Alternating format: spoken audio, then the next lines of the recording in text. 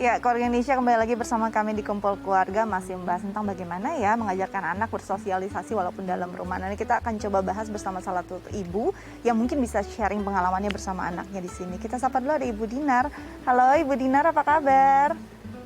Alhamdulillah baik. Baik, Alhamdulillah. Nah Ibu Dinar, hari ini kita bahas tentang bagaimana ya mengajarkan kemampuan bersosialisasi walaupun dalam rumah pada anak. Nah ini kan kalau kita tanya sama pandemi ini kan anak di rumah saja. Ibu Dinar sendiri punya putra atau putri dengan usia berapa Ibu? Oke, kalau aku sendiri punya anak usia 3 tahun menuju 4 tahun, prasekolah, itu seorang putra. Ya memang agak kesusahan sih kalau ditanya soal bagaimana bersosialisasi karena kan keterbatasan di rumah. Apalagi dia putra pertama, di rumah cuma ada ibu bapak, terus kakek neneknya juga. Jadi tidak ada orang dewasa ataupun kakak yang bisa menemani dia sepanjang hari begitu. Dan keterbatasan saya juga karena saya juga harus bekerja. Meskipun work from home, tapi tetap aja interaksi sosialnya itu kadang dibatasi waktu-waktu tertentu gitu. Tidak bisa sepanjang hari untuk bisa bersama dia gitu. Oke, nah ini karena memang belum bisa bermain bersama teman, biasanya apa sih yang Ibu Dinar dan juga suami siasati untuk bisa terus berinteraksi, paling tidak mencukupi kualitasnya untuk anak di rumah? Oke, kalau soal itu biasanya saya membagi waktu gitu. Kalau pagi saya kebutuhan domestik, kerjaan domestik itu diselesaikan dulu kerjaan, terus nanti kalau udah jam 12 memang waktunya istirahat kerja, itu baru dia main sama dia selama 1 jam. Kalau ada waktu, nggak ada meeting, juga temani dia untuk tidur siang bareng, makan juga diusahakan untuk sama sayang, terus juga kalau mandi ataupun kegiatan-kegiatan lainnya. Meskipun belum belajar, mengikuti sekolah online gitu, tapi saya sebisa mungkin kalau malam usahakan waktu untuk bisa menemani dia sekedar baca-baca buku ataupun main-main kesukaannya dia gitu. Tapi nggak ada waktu atau jam khusus bahwa jam segini sampai jam segini kita harus melakukan ini. Itu belum ada sih. Sebenarnya itu yang pengen saya tanyakan juga ke Bu Ayu. Oke, jadi memang mencuri-curi waktu juga nih ya Ibu Dinar. Bayu, kalau kita lihat ini hampir jadi potret mungkin sebagian gitu ya keluarga di rumah yang keluarga muda, dua-duanya masih usia produktif pastinya, bekerja dari dalam rumah dengan satu balita. Nah ini interaksi sosialnya kan memang pastinya harus dibangun dari keluarga. Benar. Tapi terbatas juga waktunya. Dengan mencuri-curi waktu menurut Bayu tetap efektif nggak sih?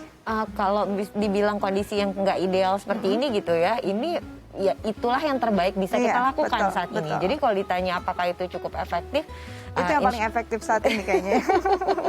Karena memang kondisinya seperti ini, anak nggak mungkin keluar untuk kita taruh di daycare atau di preschool, jadi mau nggak mau interaksinya itu hanya terbatas dengan kita gitu kan. Alhamdulillah jika memang masih ada nenek atau kakek yang bisa kemudian menjaga dan mengajak berinteraksi sementara pada saat kita bekerja dari rumah atau pasangan dari rumah, atau bagi bagian waktu schedule dengan pasangan pada saat bekerja dari rumah untuk menghandle anak-anak, itu juga bisa menjadi salah satu alternatif yang kemudian bisa dilakukan untuk tetap mengembangkan aspek emosi, aspek sosialisasi anak meskipun di rumah saja begitu. Oke, nah aku tanya sama Ibu Dinar, dengan suami dan ibu yang bekerja, ada membagi waktu nggak walaupun memang tidak memberikan waktu khusus, paling tidak mungkin dari jam berapa atau mungkin tunggu waktu santainya saja bisa dibagi main dengan anak? Oke, biasanya kita itu ganti-gantian karena suamiku kerjanya juga shifting, jadi sebisa mungkin waktu pagi sampai siang itu dihabiskan untuk sama saya di sela-sela saya bekerja. Nah, selanjutnya kalau untuk sore itu gantian sama suami. Kalau malam usahakan kita ada waktu berdua, minimal itu setengah jam, tapi ayah ibunya hadir. Jadi dua-duanya ikut gabung sama dia. Jadi dia nggak ngerasa kehilangan satu orang doang, ayahnya doang atau ibunya doang. Tapi di malam hari kita usahakan benar-benar ayah ibunya ada meskipun hanya 1 jam untuk menemani dia bermain. Seperti itu sih kalau aku. Tapi waktu khusus dari misalkan 3 jam, 4 jam sama siapa-siapa itu enggak. Tapi kita ngalir aja se-fleksibel kerjaan karena nggak bisa diprediksi juga kalau kerjaan dari rumah.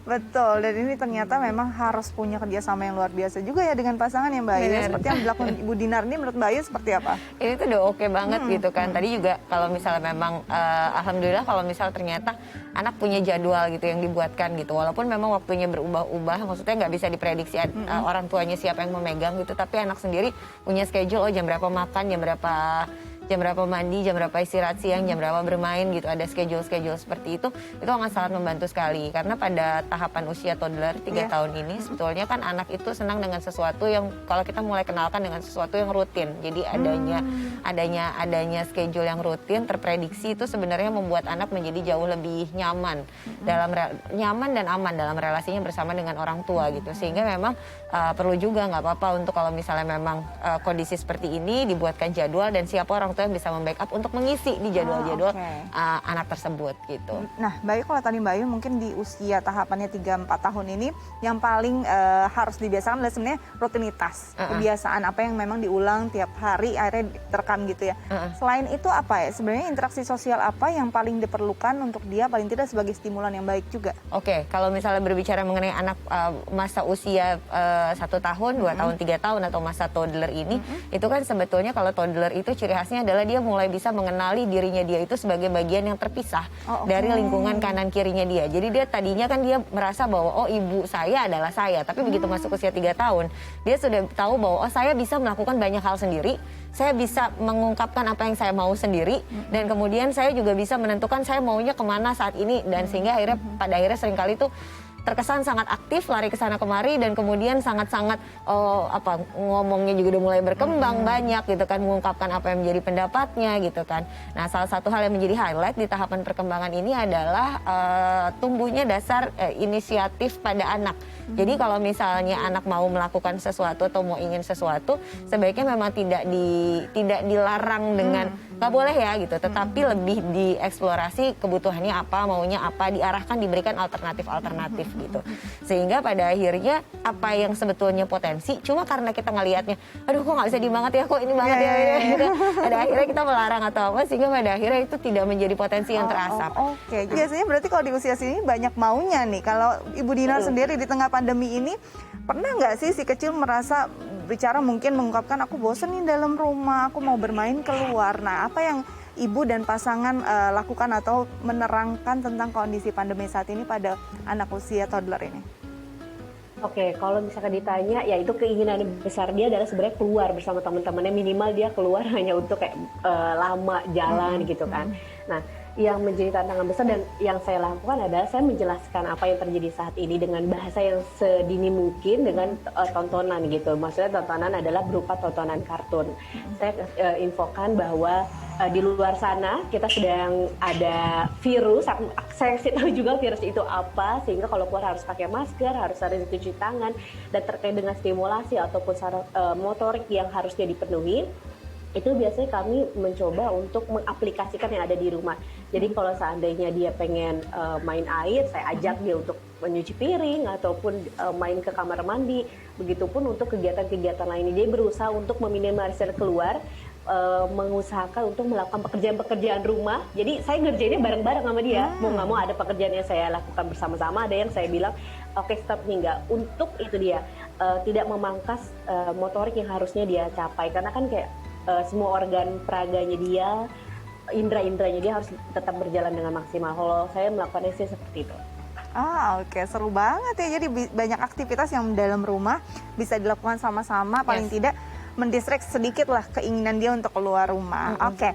Nah, Ibu Dinar di sini kan ada psikolog kita Mbak Ayu Sutomo. Ada nggak yang ingin ditanyakan terkait tema kita hari ini? Silakan.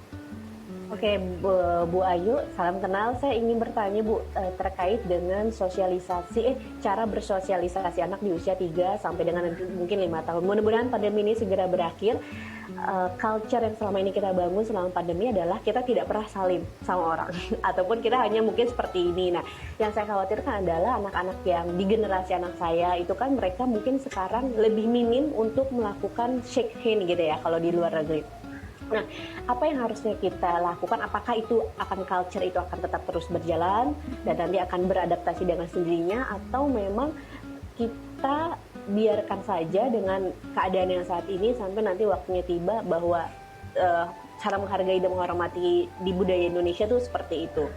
Gimana Bu? Oke, Oke. silakan Mbak Ayu. Jadi nggak pernah cium tangan lagi gitu ya kalau iya. sekarang.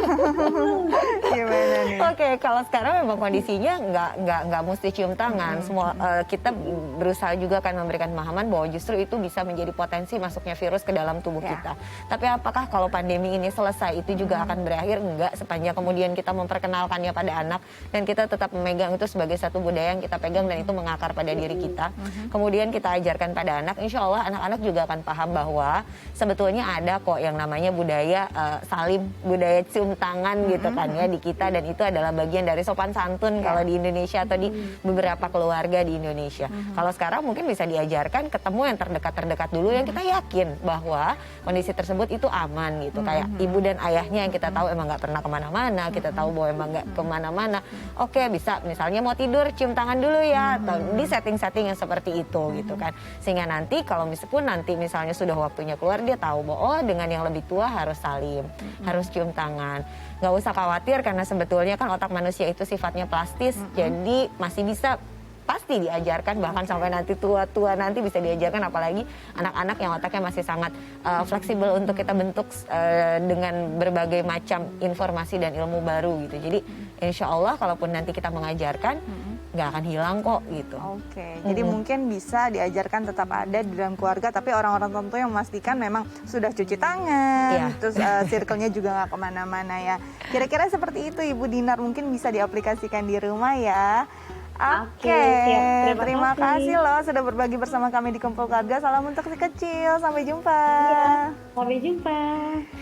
Wah, seru banget ya. Tapi ini kalau tadi ngomongin tentang anak balita, anak balita mungkin masih bisa diarahin. Kalau anak remaja yang udah punya komunitasnya sendiri, gimana di tengah pandemi nanti kita bahas. Tapi kita sudah dulu ya Mbak Ayu ya. Nah, keluarga Indonesia jangan kemana-mana, tetap bersama kami di Kumpul Keluarga.